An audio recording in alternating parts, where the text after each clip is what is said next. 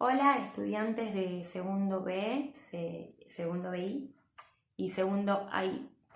Bueno, les grabé un video con todo el recorrido que venimos haciendo con estos trabajos que les envío en el medio de la cuarentena. Solamente nos pudimos ver una sola clase, así que estamos abordando temas nuevos. A muchos en primero ya vieron, ¿sí?, algunas cosas conmigo, pero bueno, es necesario repasarlas y ahondar en lo nuevo.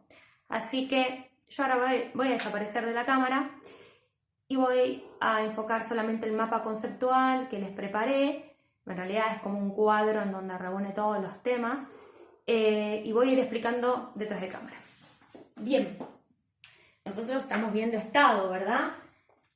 Cuando en la semana pasada les envié las consignas que me tienen que entregar mañana, lunes, trabajaron territorio, ¿sí? Ustedes saben bien, por lo que ya realizaron, por lo que ya leyeron, que el territorio se va a dividir entre el territorio marítimo, el aéreo y el terrestre. El marítimo, ¿sí?, que implica, o sea, el Estado tiene soberanía sobre el territorio que reúne estas divisiones que les acabo de explicar, y el marítimo tiene 200 millas, o sea, el Estado va a tener soberanía sobre esas 200 millas, que 200 millas corresponden a 370 kilómetros, ¿verdad? Pero va a haber una división ahí. Las 12 millas, las primeras 12 millas, corresponden al mar territorial. Las 188 millas restantes son mar patrimonial o zona económica exclusiva, ¿sí? Yo acá les dibujé un barquito donde les puse los barcos extranjeros pueden navegar sobre estas millas, sobre las 188, pero no pueden apropiarse de los recursos.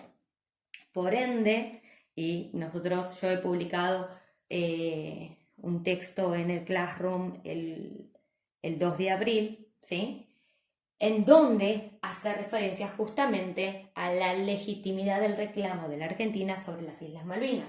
Por esta cuestión, esta es la justificación geográfica, ¿verdad? Bueno, después está el espacio aéreo, que son 100 kilómetros de altura. Luego de esos 100 kilómetros en adelante, digamos hacia más arriba, se llama espacio cósmico. Y eso sí es de carácter internacional. Entonces, vamos con el término de Estado, ¿no? Ustedes ya saben que el Estado es un conjunto de instituciones con la capacidad de ejercer control sobre un territorio y su población, organizando la vida social, política y económica. Y para eso, ¿se acuerdan? A ver, un poquito de ayuda a memoria, que cuando hablamos de estas instituciones, hablamos de los ministerios, hablamos, ¿sí?, de un montón de instituciones que van a estar encargadas de administrar, estudiar determinada parcela de la sociedad, en el área de salud, el área de educación, justicia, bla. Bien, y el Estado requiere un sistema jurídico, ¿verdad? ¿Qué es un sistema jurídico? ¿A qué hace referencia? A las leyes. Es un conjunto de leyes que van a regular la vida social. Y eso se va a plasmar en una constitución. Por eso todos los estados no son iguales. Porque todos van a tener una constitución diferente, de acuerdo a las normas de convivencia de cada uno. Entonces, esa constitución va a determinar, ¿sí?, cómo es la forma de gobierno del Estado, cuáles son los derechos y las obligaciones. Hasta ahí vamos. Hasta ahí yo creo que ustedes eso lo tienen totalmente comprendido. Ahora, en la segunda semana, creo, la primera semana de cuarentena, yo envié un punto en donde tenían que investigar acerca de los pueblos originarios de la Argentina, y qué relación tenían con el Estado Nacional. Algunos de ustedes me han enviado algunas preguntas por el Classroom, en donde justamente la inquietud era, no entiendo cómo hacer el punto, o sea, la relación en qué sentido.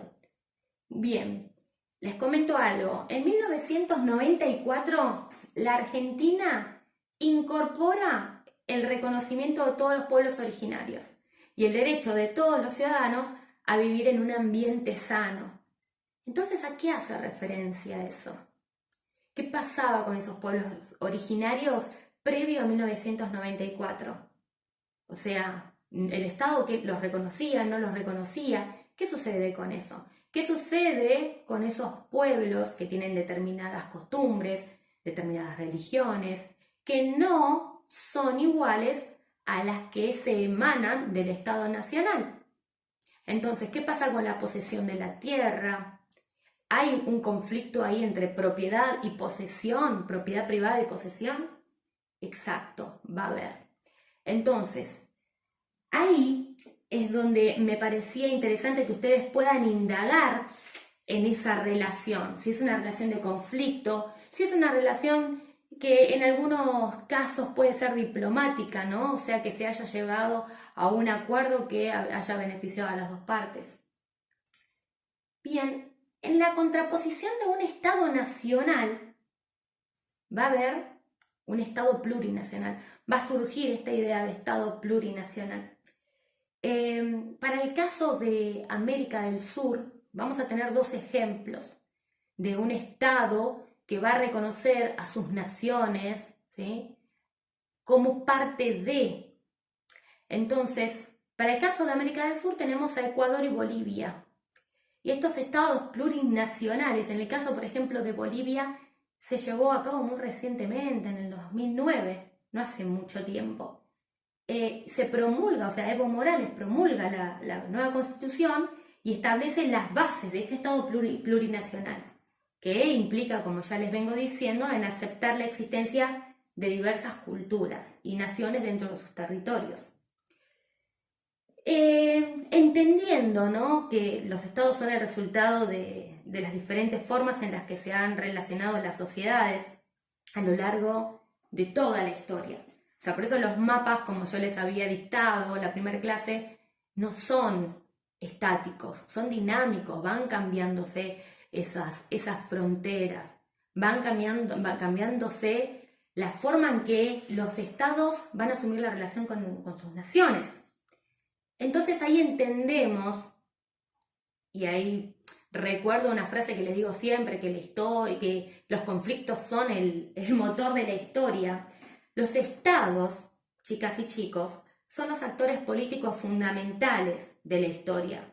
Sus características, las relaciones que establecen entre ellos, y eso va a conformar un orden mundial, que va a ser diferente, ¿no?, en distintos momentos de la historia. Hasta ahí bien. Ustedes saben que este año vamos a ver mucho esta relación entre los estados, qué conflictos hay dentro de los estados, con sus naciones. Y tenemos que aprender algunos conceptos, ¿no?, que van a ser claves. Vamos a hacer un poquito de repaso. Ustedes saben que el control, ¿no?, y la administración de un territorio específico con un sistema de gobierno propio, en el caso, vamos a hablar del caso de Argentina, por ejemplo, se intentó eliminar la diversidad, de esta diversidad que hablo de los pueblos originarios, ¿sí?, de esos pueblos existentes, con la mal llamada campaña al desierto, ¿verdad? No hay un desierto, ¿sí?, voy a ir armado a quitar las tierras, y no hay nadie, no llevo ningún tipo de armas, porque supuestamente no me tendría que enfrentar con nadie. Entonces ese desierto, que eran esas naciones que vivían en esos pueblos, en ese territorio, necesitaron un enfrentamiento y un derramamiento de sangre, por supuesto. En el caso nuestro, ya les digo, es la mal llamada campaña del desierto o el avance sobre la región chaqueña, para terminar la conformación de ese Estado nacional. Pero hay otras naciones, por ejemplo, que no cuentan con un Estado soberano. Un caso serían los gitanos, que son procedentes de la India, ¿sí? Ellos son expulsados de la India en el siglo XI. Cuando el territorio de un estado no coincide con el de una nación, ¿no? Se dice que se conforma, que coincide con una nación, ahí sí se conforma ese Estado nacional, ¿no? que estamos hablando. Pero en el transcurso de la historia hubo varios intentos por lograr sociedades nacionales puras. O sea, no es que los estados nacionales coinciden con las naciones de manera pacífica. No suele suceder eso, ¿verdad? En la conformación de los estados nacionales. Y esas sociedades nacionales puras que dieron lugar a las llamadas limpieza étnica, que por lo que estoy viendo no lo puse por acá y es necesario, a ver, podría poner por acá, así ya les queda.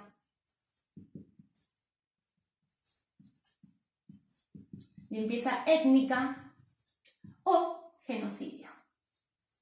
Conceptos claves para entender todos los estudios de casos que vamos a ver durante el año. Entonces, ¿qué es una limpieza étnica? La limpieza étnica es cuando el Estado tiene como objetivo lograr una homogeneidad étnica, o sea, que una sola etnia impere sobre el resto de las existentes, en un territorio, por supuesto. Y a partir de la matanza de aquellos que pertenecían a esa etnia diferente, de la dominante. ¿Qué ejemplos tenemos de esto, además del caso argentino con la mal llamada campaña del desierto? Bueno, los que voy a citar, algunos los vamos a ver durante el año, es el caso del genocidio armenio, que ahora el 24 de abril se cumple un nuevo aniversario del reconocimiento que se hace sobre ese genocidio. Ustedes ya saben, por algo que he mencionado en algunas clases, que el Estado turco, el Imperio Otomano, en su caída, ¿sí? 1915, lleva a cabo una política de limpieza étnica para homogeneizar el imperio. ¿Y cómo homogeneiza? ¿Qué es algo que se homogeneiza? Es algo que se quiere conformar, ¿no? Con determinados elementos que imperen sobre los otros. Una masa homogénea, por ejemplo, es cuando reúno distintos ingredientes pero formo una. Recuerden siempre ese ejemplo. Bueno, y los armenios, que formaban parte, armenios como otras naciones, pero formaban parte del Imperio Otomano, fueron deportados, ¿sí? Y asesinados por el Estado, que para poder ponerle un término a eso, no podemos decir el Estado los asesinó. Podemos decir el Estado llevó a cabo un genocidio. Hoy día, ¿sí? En Turquía, no se reconoce ese hecho como un genocidio. Entonces, la importancia de aprender estos procesos con determinadas categorías, ¿sí? Desde las ciencias sociales, son necesarias. Que no tiene que ver ya con una cuestión de me posiciono acá, me posiciono allá, sino con un conocimiento histórico y geográfico. Bueno, el caso de Armenia, el caso de Ruanda en África, el caso de Guatemala, el caso de la ex Yugoslavia, que también lo vamos a ver. Entonces, ¿cómo podemos entender limpieza étnica? Que es el exterminio parcial o total de grupos étnicos o religiosos. Me prohíben hablar la lengua que habla mi nación, mi pueblo. No puedo seguir practicando la religión a la que estoy acostumbrado. No puedo seguir identificándome con determinadas vestimentas que sean identitarias de mi pueblo. Eso es terminar, ¿sí? Velar un pueblo existente. Y el exterminio de ese pueblo es el genocidio, que es la matanza sistemática que lleva a cabo un Estado sobre la población, una población determinada. Bien, hasta ahí yo creo que ha quedado como bastante comprendido. También van a surgir minorías en esta dicotomía que tenemos de Estado nacional y Estado plurinacional. Van a surgir minorías nacionales que se desarrollan dentro del Estado y que claramente pueden desatar conflictos porque no quieren acatar a determinados parámetros, determinadas órdenes que se emanan desde los estados. Bueno, perdón, tuvimos una falla de producción, entonces tengo que volver a repetir acerca de las minorías. Les comentaba que en esta dicotomía, ¿no?, que existe entre Estado nacional y Estado plurinacional, va a surgir como otra forma, ¿sí? Van a surgir algunas minorías nacionales que se desarrollan dentro de los estados. Con la misma base que les vengo explicando, que tienen su lengua, tienen su religión, determinadas costumbres, van a crear determinadas organizaciones que no van a utilizar los métodos más pacíficos del mundo, ¿sí? Al contrario, van a ser organizaciones nacionalistas, terroristas, que van a estar exigiéndole al Estado, por medio de esas herramientas, determinadas formas, ¿sí?, de que el Estado los reconozca. O sea, van a querer independizarse, van a querer separarse del Estado. Para el caso de ETA, ¿sí?, que pertenece al País Vasco en España, las siglas hacen referencia a Euskadi ta Askatasuna, ¿sí? Eso por un lado. ¿Y qué significa País Vasco y libertad? Y por otro lado tenemos IRA, que el IRA, perdón, es el Ejército Republicano Irlandés y que va a buscar también es la unificación de Irlanda, forzando que Gran Bretaña no claramente se retire de Irlanda del Norte. En términos de Estado y soberanía, que ustedes saben muy bien que la soberanía es la capacidad que tiene el Estado de ejercer poder, de ejercer derechos sobre un territorio determinado, sobre su población, hay dos formas, esto también lo hicieron en los trabajos, que por un lado, para que un Estado sea soberano, tiene que estar reconocido como tal por otros países. Ustedes les mandé un link para que puedan ver esas cuestiones también. Y por otro lado, la ONU es la encargada de legitimar los acuerdos entre los estados por medio de la Carta de las Naciones, o sea, donde se proclama allí el respeto por el principio de la igualdad de derechos y por la libre determinación de los pueblos. Un término muy importante, libre determinación de los pueblos. Eso, por favor, vayan a tomar apuntes. Los estados autónomos son los independientes. Acá se los señalé. Son estados independientes. Los no autónomos, ¿qué serían? Los que no han alcanzado un nivel pleno de autogobierno. Ejemplos de estos. Islas Malvinas. Ya lo había puesto como ejemplo acá, de la legitimación de la que se vale el Estado argentino para reclamarlas. A manos de Gran Bretaña, por supuesto. Otro territorio no autónomo son las islas de Santa Elena y Montserrat, que están en el Caribe y que van a ser dependientes de Estados Unidos. Después tenemos Nueva Caledonia y Guyana Francesa, que van a depender de Francia. Bien, hasta ahí tendríamos como la base necesaria, ¿no?, para poder analizar todas estas cuestiones. Ahora, hasta principios del siglo XX, los estados nacionales tenían características imperialistas. Eso también lo habían visto. Al menos hace un año atrás, 2 años atrás, los que han estado conmigo en séptimo lo saben, acerca del imperialismo. Yo había hecho mucho foco en aquella época, en aquel año, en términos de imperialismo, porque es fundamental para entender cómo va cambiándose el orden mundial. Las potencias europeas, y por otro lado tenemos en Asia a Rusia y a Japón, se lanzaron a colonizar el mundo, ¿no? ¿Y para qué? ¿Qué es el imperialismo? ¿Para qué se necesita expandir el territorio? porque necesitaban expandirse claramente sus economías, ¿sí? Y extraer riqueza de esas colonias. Entonces, vamos a tener que a fines del siglo XIX y mitad del siglo XX va a predominar el imperialismo y se van a desatar dos guerras, que ustedes también ya lo saben, que son en 1914 a 1919, la Primera Guerra Mundial, y la segunda de 1939 a 1945, que acá yo puse 45 como un umbral, ¿no?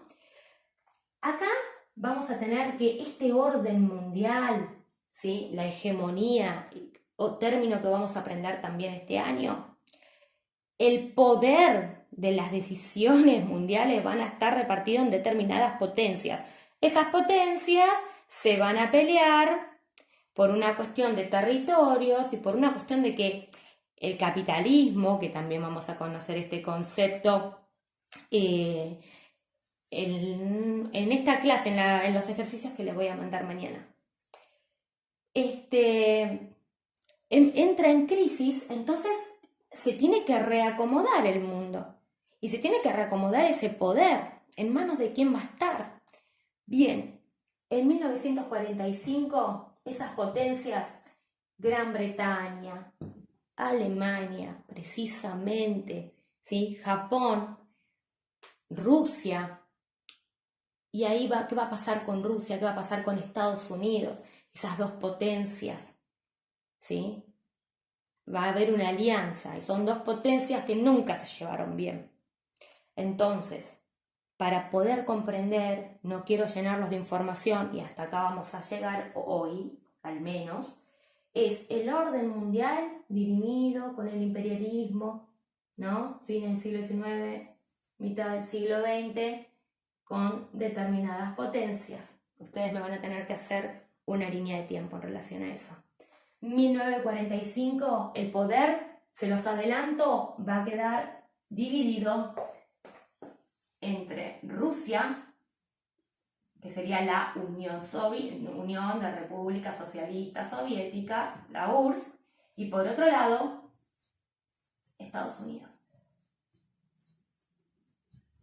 Va a surgir, digamos, estos dos bloques, en un proceso histórico que se va a llamar Guerra Fría, y el poder se va a llamar bipolar.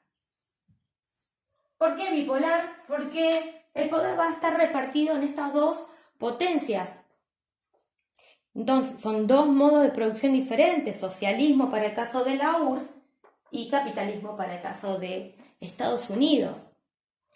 ¿Qué va a pasar con eso? Lo veremos en el próximo capítulo. Pero hasta acá lo importante es que ustedes puedan recorrer nuevamente con los trabajos que hicieron y esta clase explicativa, ¿qué pasa con los estados? ¿Qué pasa con las minorías? ¿Por qué es necesario aprender la existencia de los estados plurinacionales? ¿Sí? ¿Cómo se lleva a cabo la conformación de los estados nacionales y demás? Bueno, yo creo que hasta aquí estamos, así que mañana ya les daré las actividades y en la semana iré haciendo algunas devoluciones. Nos vemos.